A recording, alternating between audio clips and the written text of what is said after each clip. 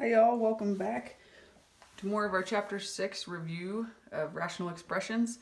I wanted to real quickly go through another dividing polynomials by polynomials concept by using long division when you are missing a term.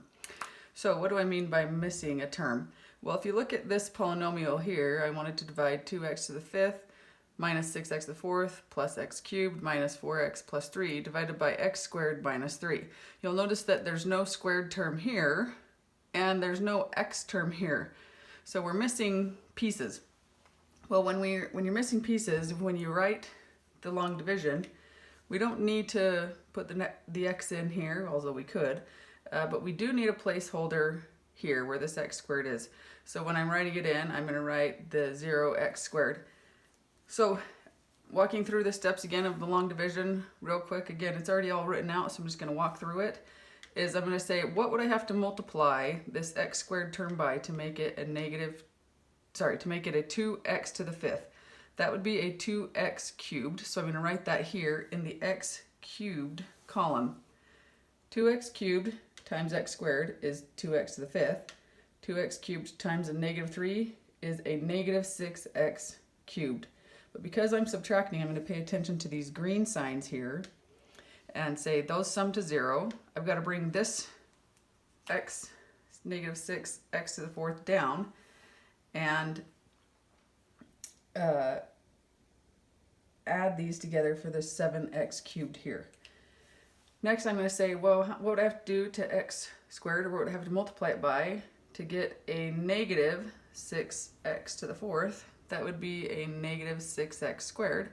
Again, if I didn't have this placeholder right here, this 0x squared, I would have nowhere to write all of this work. So we need this placeholder here.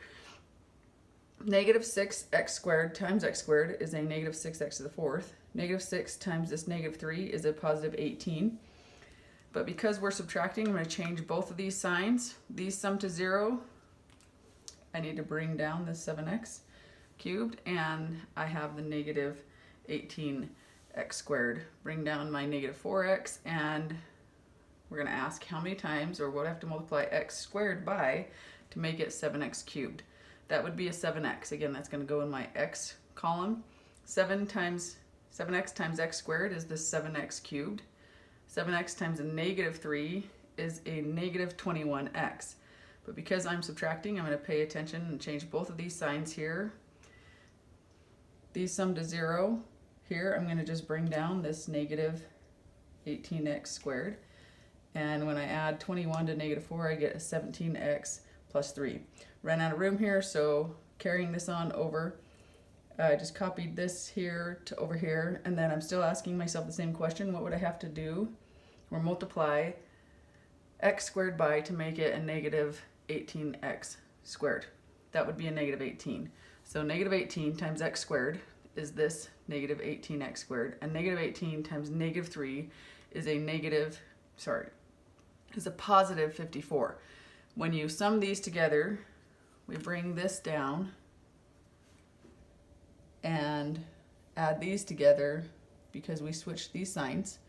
Then we're left with a 17x minus 51. This is the remainder. I know it's the remainder because once I have a number right here in my constant column, anything that's left is the remainder. The way we're going to write this remainder is we're going to write this quotient right up here, this 2x cubed minus this 6x squared plus a 7x minus 18, plus, using this sign right here, the 17x minus 51 all over the divisor, which is right here. So here's how you would write that remainder.